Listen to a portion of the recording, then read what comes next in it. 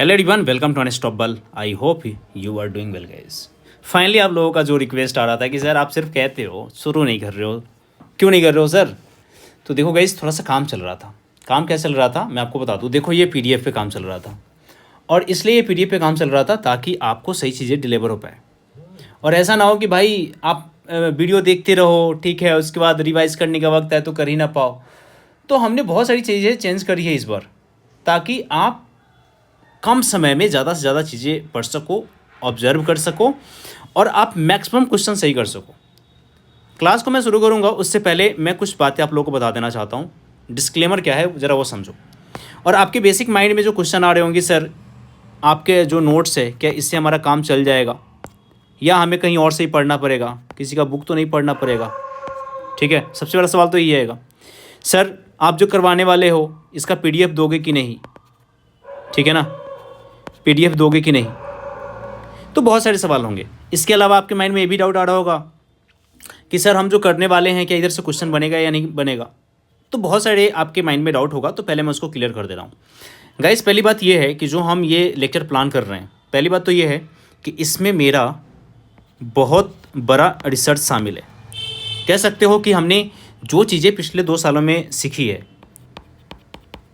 और जो हमने रिजल्ट प्रोड्यूस करे हैं, जो हमने रिजल्ट दिए हैं, उससे हमें बस इतना पता चल गया है कि हमें क्या पढ़ना चाहिए और क्या नहीं पढ़ना चाहिए, और कहाँ से क्वेश्चन आता है और कहाँ से क्वेश्चन नहीं आता है।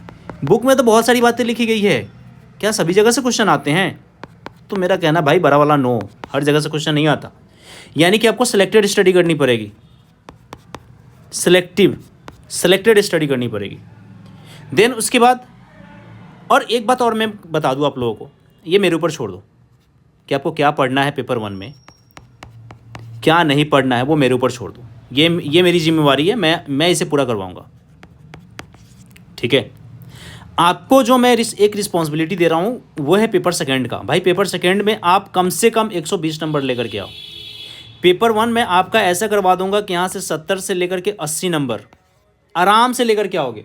70 to 80 मार्क्स आपका कोई छीन नहीं सकता, इस बात को एकदम गारंटी के साथ मैं बोल रहा हूँ। ठीक है, लेकिन पेपर सेकेंड में आपको 120 130 के आसपास लेकर के आने होंगे, तभी आपका डिजायरेबल जो गोल है JRF यहाँ तक पहुँच पाओगे।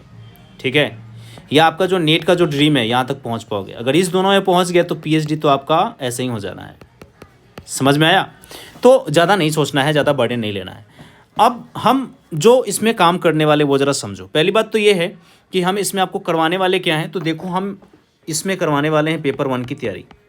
पेपर 1 में आपको पता है कि भाई 10 यूनिट है, और 10 यूनिट में भी सब यूनिट अलग अलग है। यूनिट 1 में भाई कुछ और है, यूनिट सेकेंड में कुछ और है, यूनिट थर्ड में कुछ और है। और इस 10 यूनिट से आप देखोगे तो ओवरऑल प्रत्येक यूनिट से 5 क्वेश्चन आते हैं, और 5-5 क्वेश्चन अगर देखो तो ये हो जाते हैं 50 क्वेश्चन।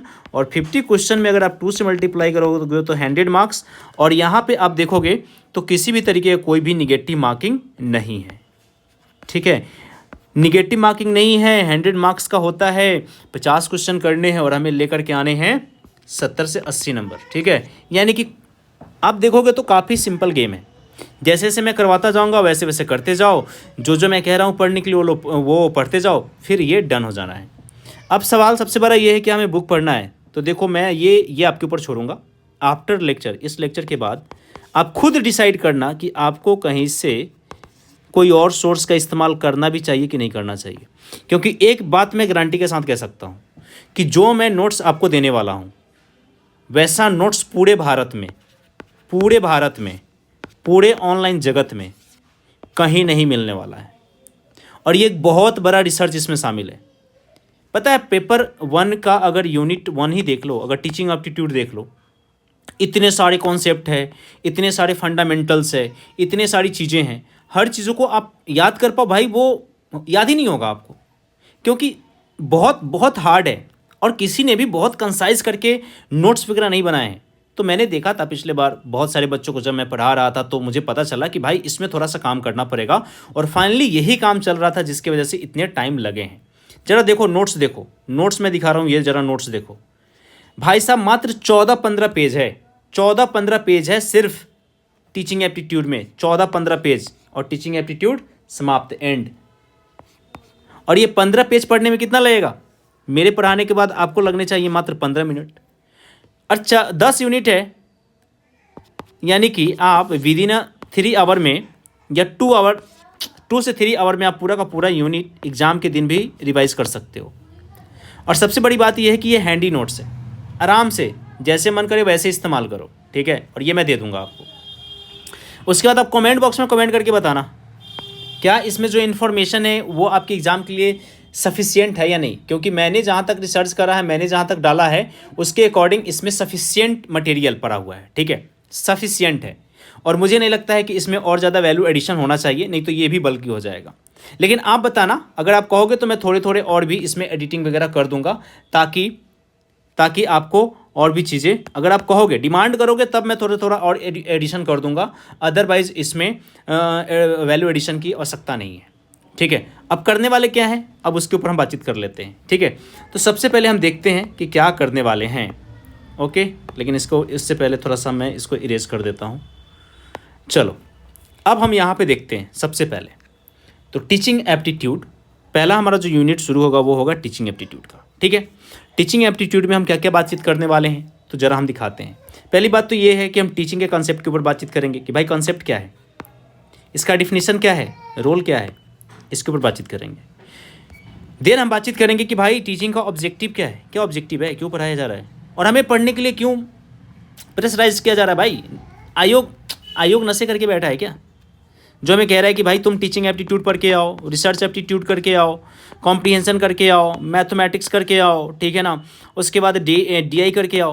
मतलब ये क्या चल क्या रहा है, 10 यूनिट आपने क्यों दे दिया, एनवायरनमेंट वाला पोर्शन करके आओ। तो ये बहुत ज़रूरी हो जाता है टीचिंग, क्योंकि यूजीसी नीट आपको क्या दे रहा है, एटलीस्ट आपका जो लास्ट गोल है वो क्या दे रहा है, तो वो आपको प्रोवाइड करवा रहे हैं प्रोफेसरशिप। यही तो चाहिए भाई, हमें क्या बनना है, असिस्टेंट प्रोफेसर बनना है। हमें क्या चाहिए, हमें रिसर्च करना है, और रिसर्च करने के लिए, असिस्टेंट प्रोफेसर बनने के लिए, PhD में जाने के लिए, यानी कि भाई ओवरऑल हमारा क्या पैटर्न रहने वाला है, तो हमारा ओवरऑल पैटर्न जो होने वाला है वो टीचिंग का रहेगा। सर हम तो पढ़ाने वाले काम करेंगे, हम तो शिक्षक कम्युनिटी में आने वाले हैं, हम तो टीचर बनने वाले हैं। तो एक टीचर को पता होना चाहिए, एक शिक्षक को पता होना चाहिए कि बेस्ट पॉसिबल माध्यम क्या होता है, यानी कि जो ऑप्टिमल चीज़ें हैं, वर्ड को ज़रा ध्यान रखना, ऑप्टिमम कह रहा हूँ, ऑप्टिमम, जो ऑप्टिमम चीज़ें हैं किस तरीके से हम प्रोड्यूस करेंगे सर, किस तरीके से हम बच्चों को पढ़ाएंगे सर। इसीलिए यहाँ पे है टीचिंग एप्टीट्यूड। अब देखो यहाँ पे इतनी सारी इन्फॉर्मेशन दिए गए हैं भाई, इतनी सारी इन्फॉर्मेशन है, और उस इन्फॉर्मेशन को कितना है, मात्र इतना सा है, बस इतना बड़ा काम चल गया। अब ज़रा देखो कि इस लेक्चर में और क्या क्या चीज़ें हमने इंक्लूड करा है। तो पहली बात तो ये है कि डिटेल एक्सप्लेनेशन है, अच्छा खासा एक्सप्लेनेशन है, जितना होना चाहिए उतना है। कुछ केस स्टडी भी है, फिर PYQ का भी हमने इसमें कुछ इस्तेमाल करा। भाई ये तो पता होना चाहिए ना कि भाई ट्रेंड क्या है, जो रिसेंट ट्रेंड है वो कौन सा है। भाई ऐसे तो नहीं पढ़ा रहे हो ना, तो हमने रिसेंट ट्रेंड को ध्यान में रखते हुए, आयोग के द्वारा जो पिछले 10 साल का जो क्वेश्चन पेपर है उसको ध्यान में रखते हुए ये इंटायर सेशन को बनाया जा रहा है, ठीक है। तो माय डियर फ्रेंड्स शुरू करते हैं। तो सबसे पहले हम बातचीत करेंगे यहाँ पे ऑब्जेक्टिव क्या है, नॉलेज का किस तरीके से नॉलेज फॉर्मेशन होगा, स्किल का डेवलपमेंट कैसे होगा। फिर हम देखेंगे कि लेवल ऑफ टीचिंग क्या है। लेवल ऑफ टीचिंग में हम बातचीत करेंगे कि भाई मेमोरी लेवल टीचिंग क्या होता है, अंडरस्टैंडिंग लेवल ऑफ टीचिंग क्या होता है, रिफ्लेक्टिव लेवल ऑफ टीचिंग क्या होता है। फिर टीचर का जो सपोर्ट सिस्टम है इसके ऊपर बातचीत करेंगे। लेकिन उससे पहले हम बातचीत करेंगे कि भाई एक स्टूडेंट के अंदर क्या कैरेक्टरिस्टिक होना चाहिए।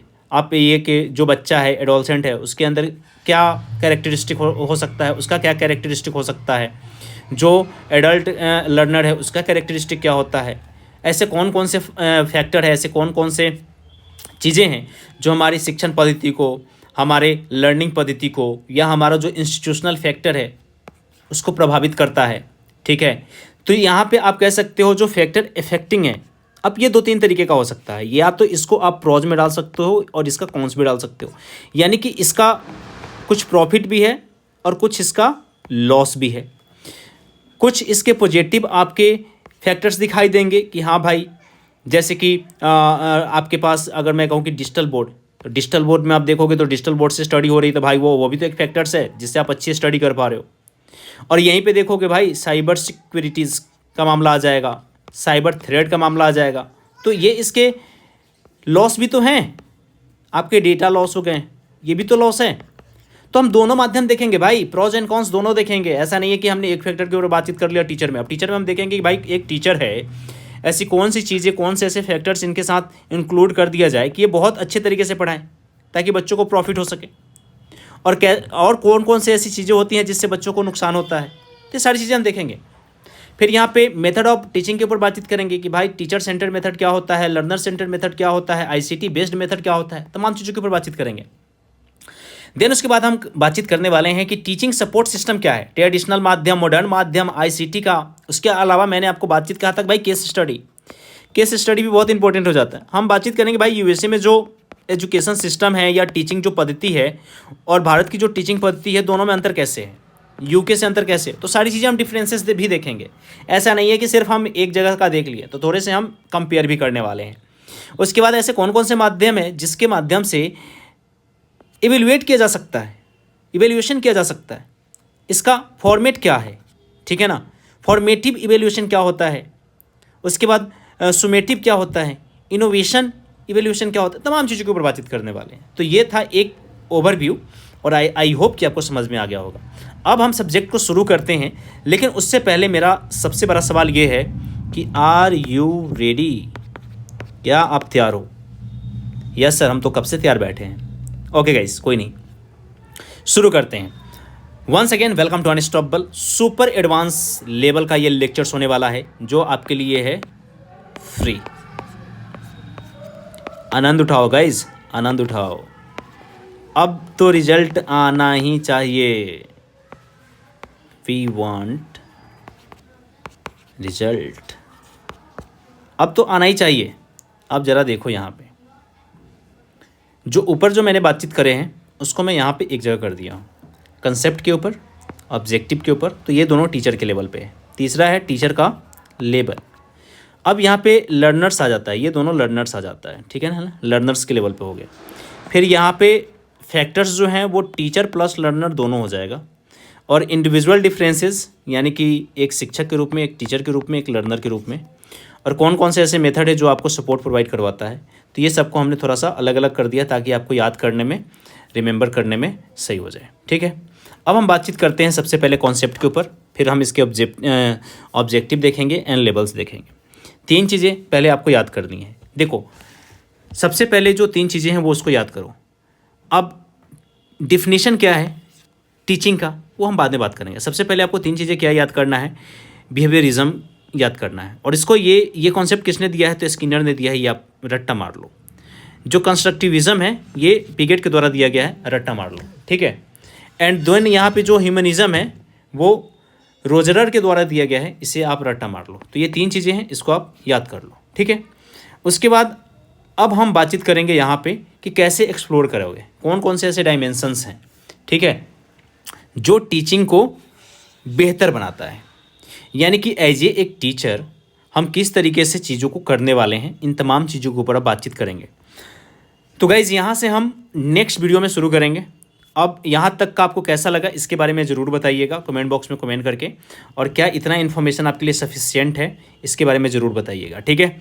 तो अभी हम इतना ही रखते हैं, नेक्स्ट वीडियो में अब इसके फैक्टर्स वगैरह सारी चीज़ें हम शुरू करेंगे, ठीक है। चैनल पे नए हो तो चैनल को जरूर सब्सक्राइब कर लेना, बेल आइकन को जरूर प्रेस कर लेना। Thank you so much everyone, जय हिंद।